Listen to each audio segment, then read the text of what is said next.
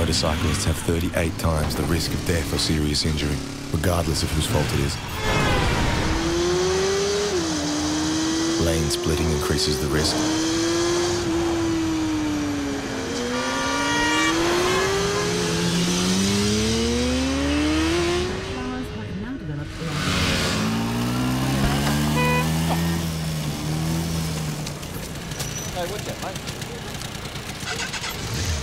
Not wearing protective clothing increases the risk.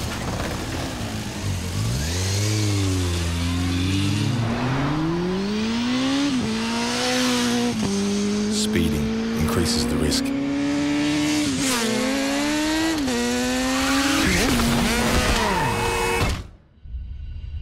It's up to you to reduce the risks.